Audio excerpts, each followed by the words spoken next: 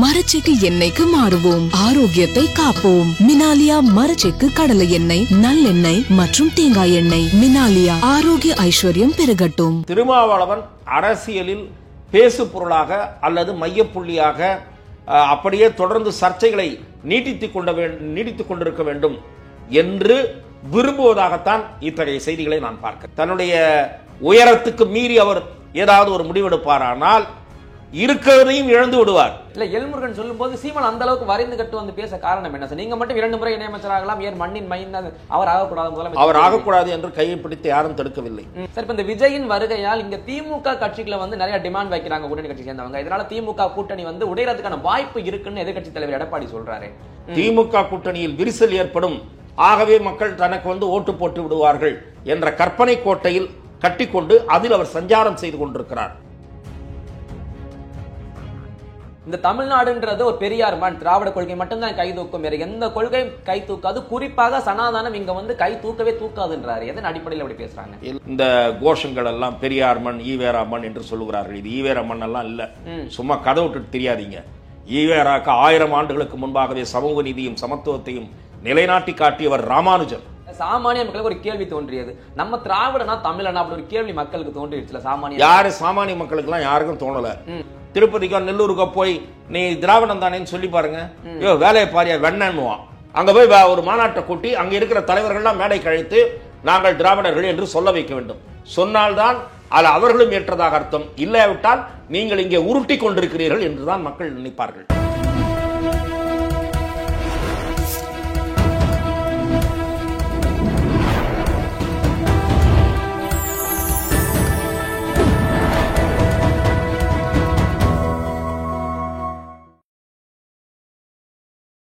Channel 5 Tamil நேயர்களுக்கு வணக்கம். இன்றைய நேர்காணலில் நம்மோடு இணைந்திருப்பவர் மூத்த பத்திரிகையாளர் திரு துக்ளக் ரமேஷ் அவர்கள். வாருங்கள், அவரோடு பேசுவோம். சார் வணக்கம். சார் வணக்கம்.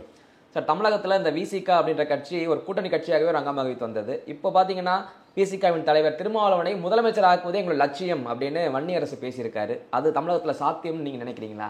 அதாவது எளிய மக்களுக்கு ஆட்சியில் அதிகாரத்தில் அவர்களை கொண்டு வந்து நிறுத்துவது, அதுவும் நலிந்த பிரிவினர், ஒடுக்கப்பட்டவர்கள், இவர்கள் கையில் அதிகாரம் இருக்க வேண்டும்.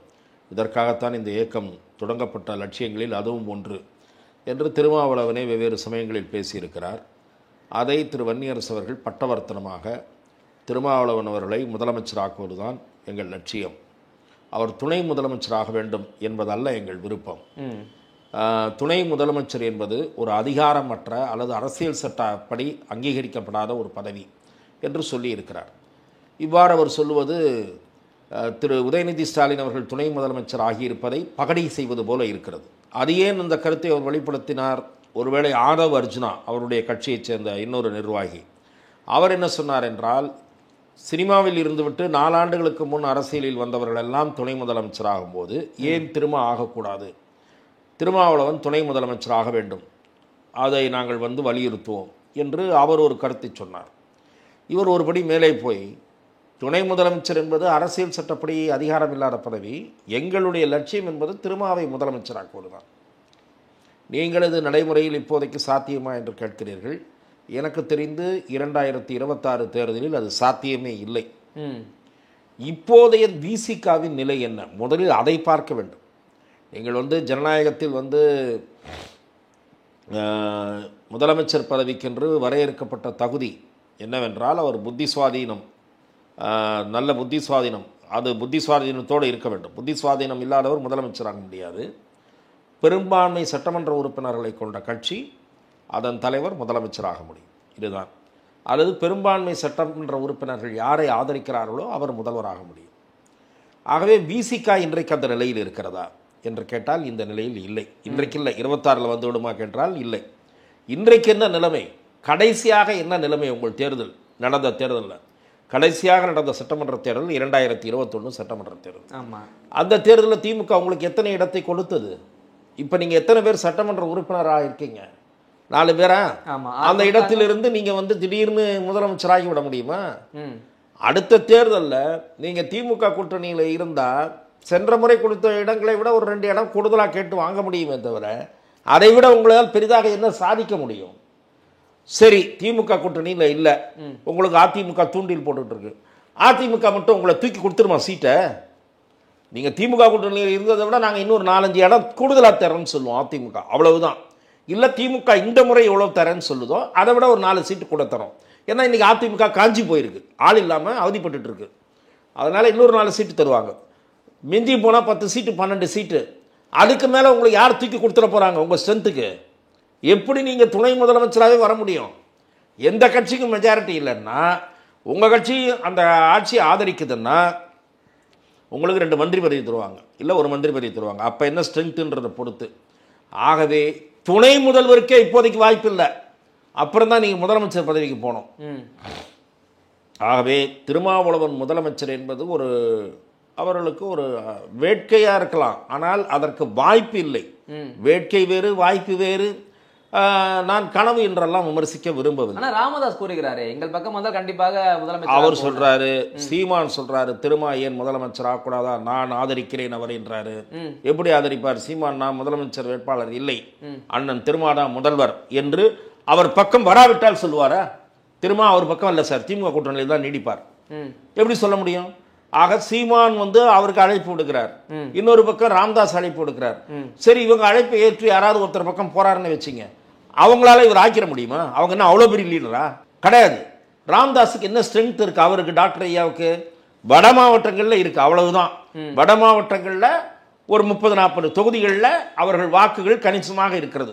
வன்னியர் சமூகத்தினுடைய வாக்கு 60 தொகுதின்னு சொல்றாங்க. 60ல் 60 தொகுதியின் டிசைடிங் ஃபேக்டர் கிடையாது. பல சமூகங்கள் இருக்கிறதுல வன்னியர் சமூகத்தினர் திக்லி பாப்புலேட்டட் டாமினேட்டடாக இருக்கிறது எத்தனை தொகுதிகள், அதுதான் பார்க்கணும். அப்படி பார்க்கும்போது ராமதாஸ் அவர்களால் அவர் ஆக்கிட முடியுமா? இல்லை ராமதாஸ் சொல்லி திருமாவளவன் முதலமைச்சர்னு போட்டுருவாங்களா? அப்படியே சாரசாரியாக கொத்து கொத்தாக கொண்டு வந்து போட்டுருவாங்களா அந்த கூட்டணிக்கு? ஆக இதெல்லாம் ஆசை காட்டுறது, ஆளை மாலை போட்டு கூட்டு போகிற மாதிரி இதெல்லாம் நடக்காது. திருமாவளவன் அரசனை நம்பி புருஷனை கைவிட்ட கதையாக ஆகிடும். இவங்களை நம்பிட்டு ஏதாவது முடிவெடுக்க போய் தன்னுடைய உயரத்துக்கு மீறி அவர் ஏதாவது ஒரு முடிவெடுப்பாரானால் இருக்கிறதையும் இழந்து விடுவார். அதுதான் நடக்கும். ஆகவே யாரும் அவரை துணை முதலமைச்சராக ஒத்துக்க மாட்டாங்க இப்போதைக்கு. அடுத்த தேர்தலில் இதெல்லாம் 2 திராவிட கட்சியில் ஒன்று வீழ்ந்த பிறகு ஒரு கூட்டணி அரசு தமிழகத்தில் அமையக்கூடிய சூழல் உருவாகிற போது ஒரு 2 தேர்தல்களுக்கு பிறகு திருமா கட்சி ஒரு 30-40 இடங்களில் 50 இடங்களில் போட்டியிட்டு ஒரு 20 இடங்களில் வெற்றி பெறக்கூடிய சூழ்நிலை, 20-25 இடங்களில் வெற்றி பெற்று அப்போது அதிக இடங்களை பெறுகிற கட்சி மெஜாரிட்டி இல்லாமல் தவித்தால் இதெல்லாம் இவ்வளவு ஈப்ஸ் அண்ட் பட்ஸ் இருக்கு. ஆகவே இது உடனடியாக நடைபெறக்கூடிய காரியம் அல்ல. அதுக்குள்ள இவங்களுக்குள்ள ஒரு 1008 சண்டை விவாதம். முதலமைச்சரே சொல்றார், எங்களுக்குள்ள விவாதம் இருக்கிறது என்றார். ஆகவே இந்த விவாதம்லாம் சும்மா சீண்டி பார்க்குற வேலை. திமுகவை சீண்டி பார்க்குறாங்க, ஆழம் பார்க்குறாங்க, அடுத்த கட்சிக்கு நூல் விடுறோம், எங்களுக்கு ஆள் இருக்குன்ற மாதிரி காட்டுறாங்க. இது ஒரு அரசியல் யுத்தி தந்திரம், மலிவான தந்திரம். இது எடுபடாது. இல்லை, இந்த வார்த்தை தற்போது வர காரணம் வன்னியரசு இப்படி சொல்றதுக்கான காரணம் களமானது 5 முனை போட்டியாக இருக்குது, அதனால எங்களுக்கான வாய்ப்பு இப்படி இருக்குன்னு சொல்றாரோ, சொல்லாமல் சொல்றாரு வன்னியரசு. களம் 5 முனை போட்டியாக இருக்கிறது, இப்போதைய நிலவரப்படி இருக்கிறது. 26இல் அப்படித்தான் வரப்போகிறதா என்பதை நாம் பொறுத்திருந்து பார்க்க வேண்டும். இப்போதைய நிலைப்படி திமுக ஒரு அணி, அதிமுக ஒரு அணி, பாரதிய ஜனதா ஒரு அணி, நாம் தமிழர் ஒரு அணி, புதிதாக வரப்போகிற விஜய். ஆக இப்படி இருக்கிறது. இதில் ஏதாவது 2 ஃபேக்டர் சேருதா, சேரப்போகிறது இல்லையா? அப்படியே சேரலன்னு வச்சுங்க, திருமாவுக்கு என்ன ஆப்ஷன் இருக்குது நான் கேட்குறேன். திமுக விட்டால் 2 ஆப்ஷன் தான் இருக்குது, ஒன்று விஜய் இல்லைன்னா அதிமுக. இந்த 2 ஆப்ஷன்லையும் நான் கேட்குறேன், விஜய் அவர் முதல்வர், திருமா துணை முதல்வர் அப்படின்னு கூட்டணி போடுறாங்கன்னே வச்சுங்க. திருமா துணை முதல்வர், விஜய் முதல்வர் அப்படின்னு கூட்டணி போடுவதாக இருந்தாலும் அதற்கு மக்கள் முழுமையாக ஆதரவை தந்துவிட போகிறார்களா? உங்களிடம் இருப்பது 3-4, விஜயிடம் வரலாம் என்ற அரசியல் விமர்சகர்கள் கணிப்பது 6-10% வச்சுட்டு இவங்க 2 பேரும் ஆட்சி அமைச்சிருவாங்களா? ஆகவே இது நடக்காத காரியம். சும்மா வாய் பேச்சு, வெட்டி பேச்சு, பொழுதுபோக்குவதற்கு, விவாதம் நடத்துவதற்கு தான் இது உதவுமே தவிர இது நடக்காத கேஸு. இது நடக்கப் போவதில்லை. கனவு காணுவதற்கு உரிமை இருக்கிறது என்று நான் சொல்ல விரும்பவில்லை. ஆனால் அவர்கள் தொண்டர்களை உற்சாகம் வைத்திருக்க இது உதவலாம். அதற்கு மேல் இதற்கு வாய்ப்பில்லை என்பதுதான் என்னுடைய பார்வை. இல்லை, திருமாவர்களை பார்த்தீங்கன்னா தாழ்த்தப்பட்ட மக்களுக்கான தலைவர் அப்படின்னு தோற்றம் இருக்குது. ஆனா எல்முருகன் அவர்கள் இவர் தாழ்த்தப்பட்ட மக்களுக்கான தலைவரே அல்லன்னு ஓப்பனா பேசுறாரு. எதன் அடிப்படையில் சொல்றாரு? திரு எல் முருகன் அவர்கள் ஒரு காட்டமான விமர்சனத்தை முன்வைத்திருக்கிறார். அதற்கான காரணத்தை அவரே கூறியிருக்கிறார். திராவிட முன்னேற்ற கழகத்தினுடைய ஆட்சியில் தாழ்த்தப்பட்ட சமூகத்தினருக்கான ஒதுக்கீட்டில் அருந்ததி இருக்கின்ற ஒரு 3% ஒதுக்கீடு, உள் ஒதுக்கீடு தரப்பட்டது. அந்த உள் ஒதுக்கீட்டை எதிர்த்தவர், நீதிமன்றம் நாடியவர் திருமாவளவன். ஆகவே அவருக்கு என்ன அக்கறை இருக்கிறது? ஒடுக்கப்பட்ட மக்களின் ஒரு பிரிவினர் தான் அருந்ததியினர். அந்த சமூகத்தினருக்கு எதிராக போனவர் திருமாவளவன் என்று அவர் சொல்லியிருக்கிறார். அதற்கு திருமாவளவன் கூறியிருக்கிற பதில் ஏற்றுக்கொள்ளும்படி இல்லை. ஆகவே அருந்ததி சமூகத்தினர் எதிராக திருமாவளவன் செயல்பட்டார் என்பது அவர் முன்வைத்திருக்கக்கூடிய விமர்சனம். திருமாவளவன் அதற்கு ஏற்றுக்கொள்ளும்படியான பதில் சொல்லவில்லை. அம்பேத்கர் எல்லோரும் ஒன்றாக இருக்க வேண்டும் என்று சொன்னார் என்று ஏதோ ஒரு காரணத்தை கூறியிருக்கிறாரே தவிர, இதற்கிடையில் திமுக இதிலே தலையிட்டு அது ஒரு கருத்து, அவர்கள் ஒரு கருத்து சொன்னார்கள்.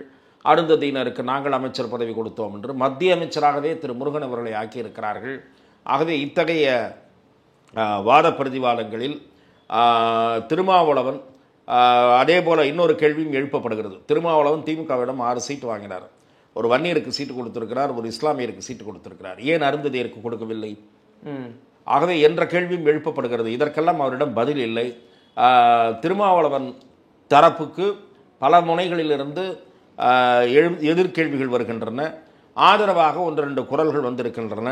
திருமாவளவன் அரசியலில் பேசு பொருளாக அல்லது மையப்புள்ளியாக அப்படியே தொடர்ந்து சர்ச்சைகளை நீடித்துக் கொண்டிருக்க வேண்டும் என்று விரும்புவதாகத்தான் இத்தகைய செய்திகளை நான் பார்க்கிறேன். இல்லை, சொல்லும்போது சொல்றீங்க வன்னியருக்கு சீட்டு கொடுத்தாரு, இஸ்லாமியருக்கு சீட்டு கொடுத்தாரு, அருந்ததியருக்கு சீட்டு கொடுக்கல. இதன் அடிப்படையில் இவர் பட்டியலின மக்களை ஒரே பார்வையில் பார்க்கிறாரா, இல்லை தேவேந்திர குல வேளாளர் அருந்ததியன் தனித்தனியாக பிரித்து ஒரு பார்வையில்? இல்லை, பட்டியலின சமூகத்தினருக்கு அவர் எந்த அளவுக்கு முழுமையாக பிரதிநிதித்துவப்படுத்துகிறார் என்பதில் மாற்று கருத்து இருக்கு. அப்படி இருந்தால் எல்லா தலைவர்களும் ஒரே அணியில் இருக்கணுமே. ஏன் டாக்டர் கிருஷ்ணசாமி தனியாக செயல்படுகிறார்? ஏன் ஜான் பாண்டியன் தனியாக செயல்படுகிறார்? ஏன் திரு சேக்கூர் தமிழரசன் நீண்ட பழுத்த அனுபவம் உடையவர், அவர் ஏன் திருமா தலைமை ஏற்கவில்லை? இதற்கெல்லாம் விடை தேவை. ஆகவே ஒடுக்கப்பட்ட சமூகத்தின் ஒட்டுமொத்த பிரதிநிதி அல்ல திருமாவளவன். அவரவர்களுக்கென்று ஆதரவாளர்கள் இருக்கிறார்கள், அவரவர்களுக்கென்று ஒரு கட்சி அமைப்பு இருக்கிறது. தேவேந்திர குல வேளாளர்கள் இவரை தலைவராக ஏற்கவில்லை. அதே போல திரு சேக்கூர் தமிழரசன் அம்பேத்கருடைய டாக்டர் பிரகாஷ் அம்பேத்கருடைய இயக்கத்தில் இருக்கிறார். அவர் சட்டமன்ற உறுப்பினராக இருந்திருக்கிறார். ஒடுக்கப்பட்ட சமூக மக்களின் பல்வேறு பிரச்சனைகளை பேரவையில் ஆணித்தரமாக பேசியிருக்கிறார்.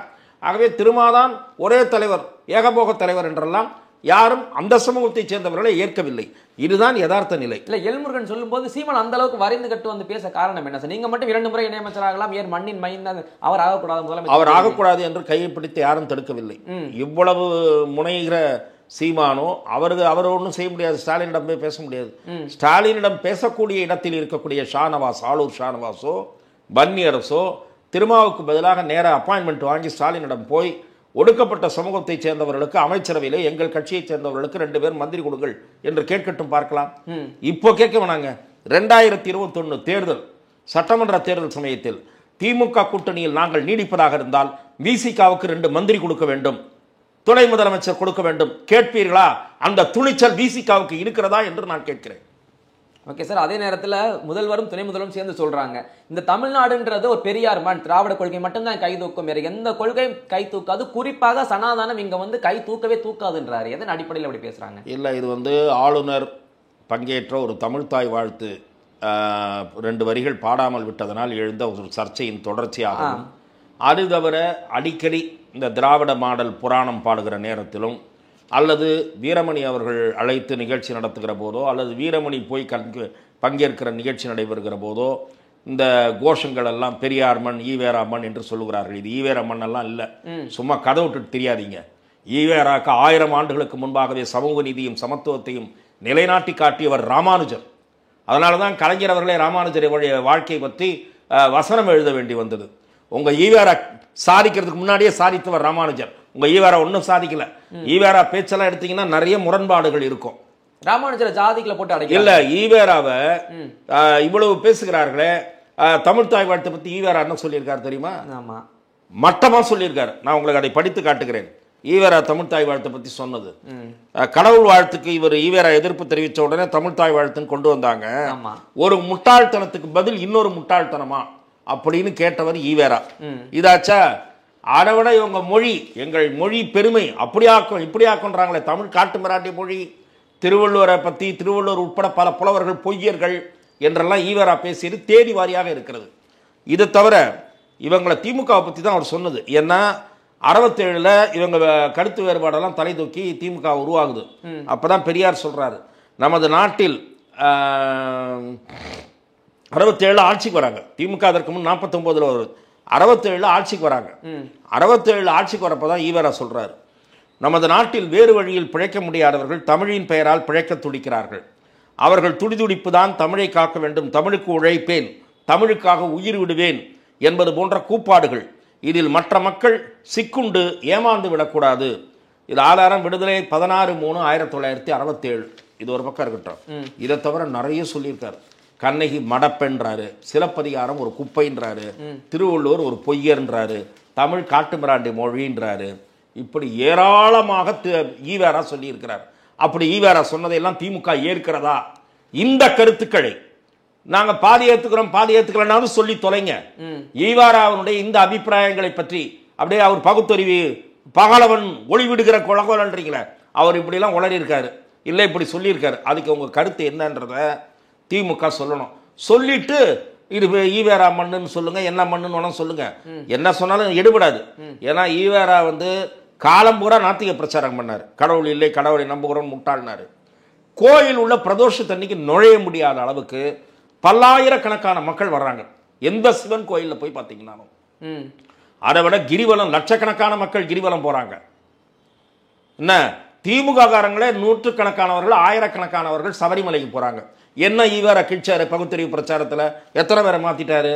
ஈவேரா வழி வந்தவர்களே யாரும் அவர் சொன்ன அந்த கடவுள் மறுப்பு கொள்கையை நிராகரித்து விட்டார்களே. நிராகரிப்பு தானே இது, புறக்கணிப்பு தானே இது. ஆகவே ஈவேரா கடவுள் மறுப்பு கொள்கை படுதோல்வி.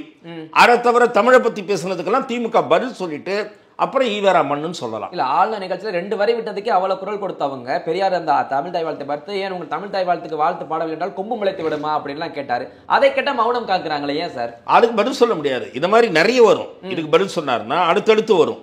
திருக்குறளை பத்தி சொன்னது வரும், சிலப்பதிகாரத்தை பத்தி சொன்னது வரும், ஒவ்வொன்றா வரும். அதே போல திரு சிவா அவர்கள் சொன்னார், கம்யூனிஸ்டை பத்தி ஈவேரா என்ன சொன்னாரு, அதை திமுக இப்போது ஏற்கிறதா? காங்கிரஸை பத்தி ஈவேரா என்ன சொன்னாரு? திமுக காரங்களை பத்தி என்ன சொன்னாரு? கண்ணீர் துளிகள்னு சொன்னதில்லை. கட்சி விட்டு போனது காரணமே இவங்களுக்கெல்லாம் பதவி இல்லாம இருக்க முடியல, பதவி வெறின்றத மறைமுகமா சொல்றாரு. இவங்களெல்லாம் பதவி இல்லாம இருக்க முடியாம போனவங்க தான்றாரு ஈவேரா. ஆகவே ஈவேரா சொன்ன எல்லா கருத்துக்களையும் ஏற்கிறார்களா? என்னென்ன கருத்தை சௌகரியமா ஏற்றுக்கிறோம், என்னென்ன கருத்தை சௌகரியமா ஏற்றுக்கல அப்படின்றதையாவது இவர்கள் முதலில் சொல்ல வேண்டும். சார், இப்ப தற்போது நடந்த இந்த விவாதங்கள் அடிப்படையில் சாமானிய மக்களுக்கு ஒரு கேள்வி தோன்றியது. நம்ம திராவிடனா தமிழனா அப்படி ஒரு கேள்வி மக்களுக்கு தோன்றிடுச்சுல.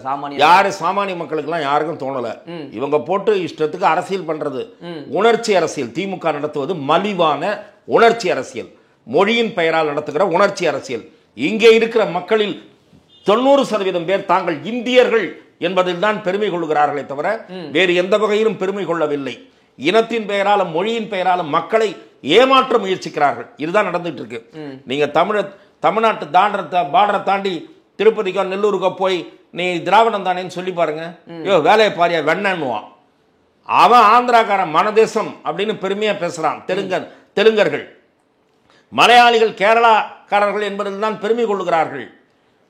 கனடியர்கள் அதே போலதான். யாரும் திராவிடன்னு போட்டிக்கிறது இல்லை. இவங்க ஒருத்தர் தான் அந்த பீத்தல் பெருமை எல்லாம். யாரும் மற்றவங்கள்லாம் அதை ஏற்கவில்லை, நிராகரிக்கிறார்கள். பிற மாநிலத்தவர்கள் இவர்கள் திராவிடர்கள் என்று சொல்லுவதை ஏற்கவில்லை. அப்படி ஏற்பதாக இருந்தால் இவர்கள் நிரூபிக்க வேண்டும். அங்க போய் ஒரு மாநாட்டை கூட்டி அங்க இருக்கிற தலைவர்கள்லாம் மேடை கழித்து நாங்கள் திராவிடர்கள் என்று சொல்ல வைக்க வேண்டும். சொன்னால்தான் அது அவர்களும் ஏற்றதாக அர்த்தம். இல்லாவிட்டால் நீங்கள் இங்கே உருட்டி கொண்டிருக்கிறீர்கள் என்றுதான் மக்கள் நினைப்பார்கள். ஓகே சார், இப்படி திராவிடம் பெரியார் பேசிக் கொண்டிருக்கிற நேரத்தில் விஜய் அவர்கள் மாநாடு நடத்த போகிறார். அவர் ஒரு பக்கம் பெரியாரின் கொள்கைகளை தூக்கி பிடிக்கிறார், அப்படி பிளெக்ஸ் கூட கட்டவுட்லாம் வைக்கிறாங்க, அதில் பெரியாரும் இடம்பெற்றிருக்கிறாரு. இப்போ இந்த தமிழக வெற்றி கழகத்தின் மாநாடு எந்த மாதிரியான தாக்கத்தை ஏற்படுத்த போகுது? அதாவது இதுக்கு ஒரு பெரிய ஹைப் கொடுக்கப்படுகிறது. அவர் ஒரு முன்னணி நடிகர், உச்ச நடிகராக இருக்கக்கூடிய சூப்பர் ஸ்டார் ரஜினிகாந்த் அவர்களுக்கு அடுத்த இடத்துல இருக்கக்கூடியவர் என்கிற காரணத்தால் ஒரு ஹைப் கொடுக்குறாங்க மீடியா.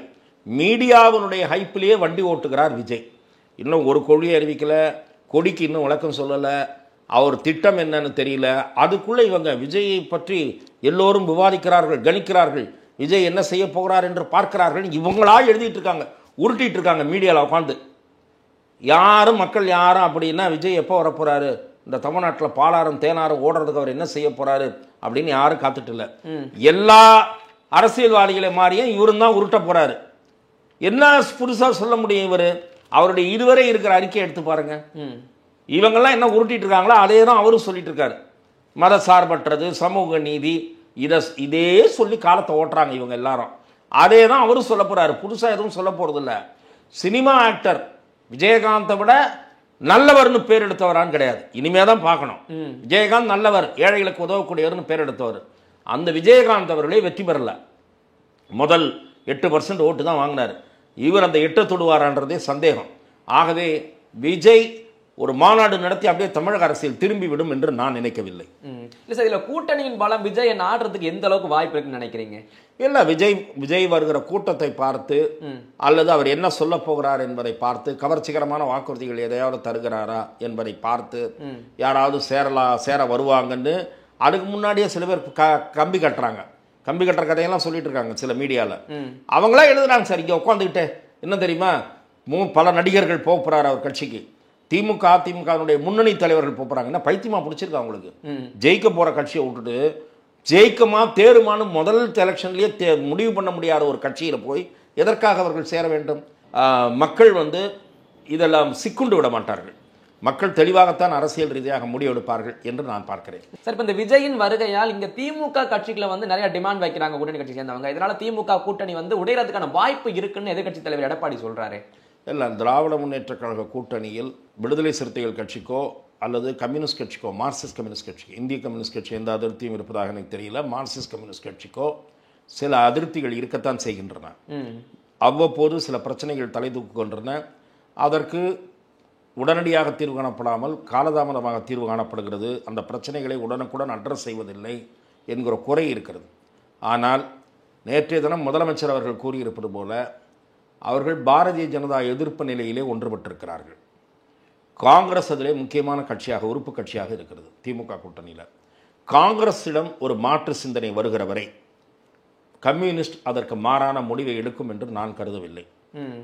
ஏனென்று சொன்னால் காங்கிரஸும் திமுகவும் அப்படியே இந்த கூட்டணி தொடரும் என்று முடிவெடுத்து விட்டால் இவர்கள் வெளியே போய் அதன் காரணமாக இவர்கள் போய் சேர்கிற அணிக்கு சிறுபான்மை வாக்கு கிடைக்காது. திமுகவும் காங்கிரஸும் இருக்கிற இடத்தில் தான் சிறுபான்மை மக்கள் பல்காக ஓட்டு போடுவார்கள். வேற மற்றவங்களுக்கு கிடைப்பது சொற்பமான வாக்குகள் தான். அதாவது சிறுபான்மை மக்கள் ஒரு 100% வடிவமைத்துக் கொண்டால் பிற கட்சிகளுக்கு கிடைப்பது ஒரு 5% தான். நான் அது ஒரு 100%ல 5%. ஆகவே 20இல் ஒரு பகுதி தான் மற்றவர்களுக்கு போகும்.